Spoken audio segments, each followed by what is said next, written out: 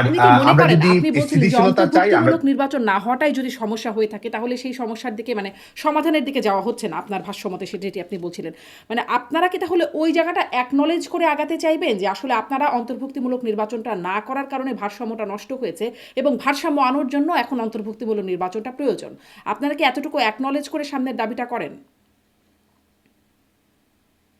দেখুন, একটি রাজনৈতিক দল তো যে তার গণতান্ত্রিক মূল্যবোধ, রাষ্ট্র ক্ষমতায় তার পারফরমেন্স, কিংবা এটি তো একটি সার্বিক দৃষ্টিভঙ্গি থেকে দেখে।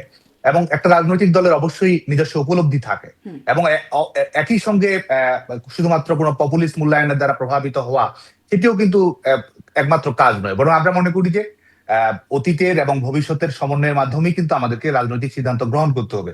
সে কারণে আমাদের একটা নিজস্ব বিবেচনাবোধ, মূল্যায়ন তো অবশ্যই আছে, কিন্তু একই সঙ্গে আমি এটি পরিষ্কারভাবে বলতে চাই যে আওয়ামী লীগ রাজনৈতিক দল হিসেবে এবং আওয়ামী লীগ সরকার হিসেবে তারা আমাদের গণতন্ত্রকে টেকসই করা, প্রাতিষ্ঠানিকীকরণ করা, এবং রাজনৈতিক দলগুলো যেন নির্বাচনে অংশগ্রহণ করে সে ব্যাপারে আন্তরিকতার পরিচয় দিয়েছে। এবং গণতন্ত্রকে যদি আপনি সাকসেসফুল করতে চান, সেটির দায় সরকারের যেমন আছে, অন্যান্য রাজনৈতিক দলগুলোর আছে। এখন দায়িত্বের লঙ্ঘনটি পরিচিতি কে ঘটিয়েছে, কে এই ক্ষেত্রটি তৈরি করেছে, জনগণের কাছে কিন্তু এই প্রশ্নের উত্তর মানুষকে দিতে হবে। এবং সেই সেই পরিপ্রেক্ষিতে আমি মনে করি যে আওয়ামী লীগের গণতন্ত্রের ট্র্যাক রেকর্ড এটি আশা জাগানিয়া, এবং তাদের যে প্রমিসটা রয়েছে এটাও আমি মনে করি যে আমাদের রাজনীতির একটা বাড়তি উপাদান। জি। এই যে মানে সেই প্রশ্নটাই যে আপনারা আসলে ওই সমস্যাটা চিহ্নিত করতে পারছেন কিনা বা ওই জায়গাটা অ্যাকনোলেজ করছেন কিনা, আপনি আপনার মতো করে একটা ব্যাখ্যা দিলেন।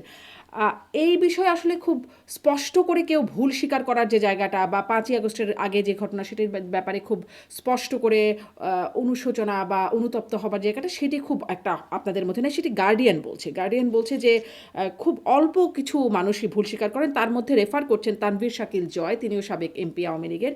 তাকে রেফার করছেন যে তিনি স্বীকার করছেন যে আমরা অথরিটেরিয়ান বা স্বৈরাচারী বা কর্তৃত্ববাদী হয়েছিলাম। আমার অনুষ্ঠানেও কয়েকজন নেতা যেমন হাবিবে মিল্লাত সাবেক এমপি তিনি বলেছিলেন জনপ্রিয়তা হারিয়েছিলেন বলেই এই অবস্থায় হয়েছিল।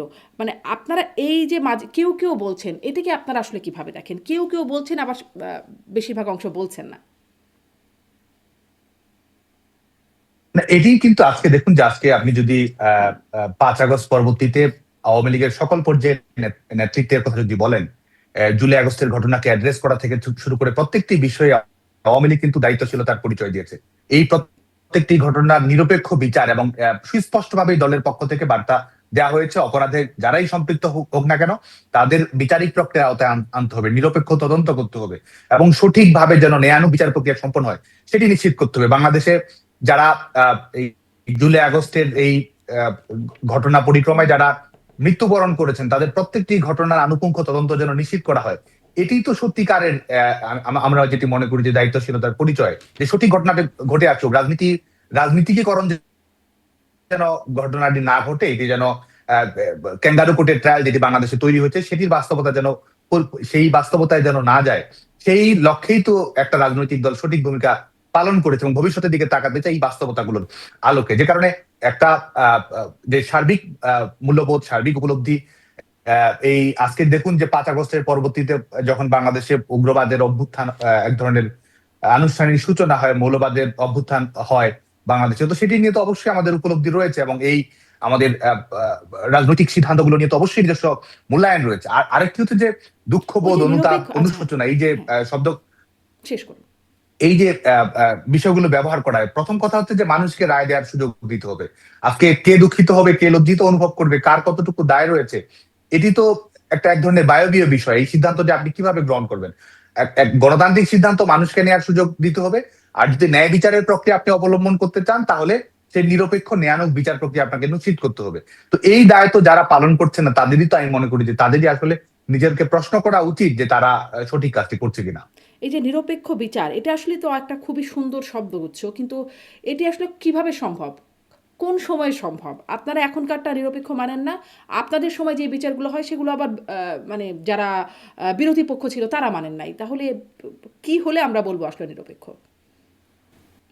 দেখুন এখানে তো সুস্পষ্ট ভাবেই মনে করার আপনি যখন দেখবেন যে আপনাকে ইন্ডেমনিটি দেওয়া হচ্ছে, আপনি ন্যায় বিচারের কথা বলছেন, হুম। তা আপনি ইন্ডেমনিটি কেন দেবেন? আপনি সুনির্দিষ্ট একটি গোষ্ঠীকে, একটা রাজনৈতিক দলের সঙ্গে যারা সম্পৃক্ত, কিংবা একটা তাদের ভাষায় একটা রাজনৈতিক গতিপথ তারা নির্ধারণ করতে চেয়েছে, এবং তারা এক ধরনের কনফেশন দিয়েছে, স্বীকারোক্তি দিয়েছে, তারা পুলিশ হত্যা, থানা লুট, এই সরকারি অবকাঠামোতে আক্রমণ, এই কাজগুলো করেছে। আপনি যখন ইন্ডেমনিটি দিচ্ছেন, তখন তো আপনি ন্যায় বিচারের কোনো ধারণা আপনি রাষ্ট্র হিসেবে রাখছেন না।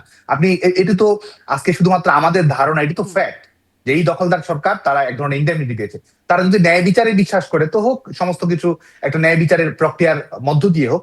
এটি তো একটি বড় দৃষ্টান্ত যে নিরপেক্ষ বিচারের ধারণা তারা রাখছে না। দ্বিতীয় বিষয় হচ্ছে যে এই যে কোর্টের আপনি বিচার প্রক্রিয়াটি দেখেছেন, এখানে যাদের বিরুদ্ধে রায় দেওয়া হচ্ছে তাদেরকে কোনো আইনজীবী নিয়োগ দেওয়া হচ্ছে, তাদের কোনো ধরনের মতামত প্রদান করার কোনো সুযোগ থাকছে, নাকি কিভাবে কোনো আসলে ধরনের মতামতটা বিচারিক রাখবে? যে প্রক্রিয়া কিভাবে অবলম্বন মতামতটা রাখবে বা করছে? আইনজীবী নিয়োগ করবে? মানে তার জন্য তো একটা লিগ্যাল প্রসিডিওর আছে। যদি আগে থেকে শুরুতেই এই আদালতকে মানি না বলে তার মধ্যে অংশ না নেয় একটি পক্ষ, মানে আসামি পক্ষ, তাহলে কিভাবে আসলে অংশগ্রহণ করবে বা আইনজীবী দেবে বা মতামত দেবে কিভাবে? একটি হচ্ছে যে এই যে আইসিটি ট্রাইব্যুনাল যেটি গঠন করা হয়েছে, আপনি জানেন যে এটি আইনগত ভাবেও কিন্তু বেআইন।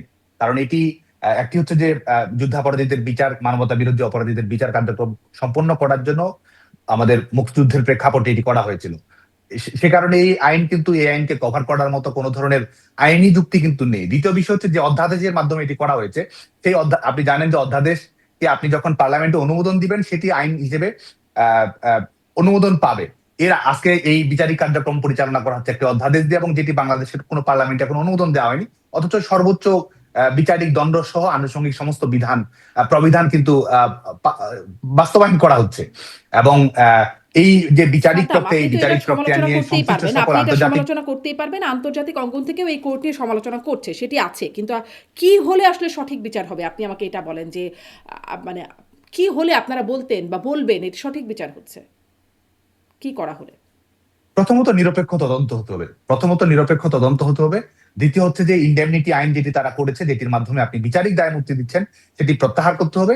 এবং তারপরে এখানে ক্রিমিনাল রেসপন্সিবিলিটি কার কতটুকু রয়েছে, আইন শৃঙ্খলা রক্ষাকারী বাহিনী কোন পরিপ্রেক্ষিতে কি ধরনের সিদ্ধান্ত গ্রহণ করেছে, এটির প্রত্যেকটি আইনানুগ দৃষ্টিভঙ্গি, আমাদের ক্রিমিনাল জুরিসপ্রুডেন্সের ধারণা, সবকিছুর আলোকে আপনাকে সিদ্ধান্ত গ্রহণ করতে হবে। আপনি যখন রাজনৈতিক সিদ্ধান্ত বাস্তবায়ন করবেন, কিংবা কোর্টকে যখন রাজনৈতিক কাজে ব্যবহার করবেন, কিংবা সরকার যখন নিজেই রায় ঠিক করে দিবে আজকে, তখন তো কোনো ধরনের ন্যায় বিচারের পরিবেশ আছে এটি মনে করার কোনো কারণ নেই। জি।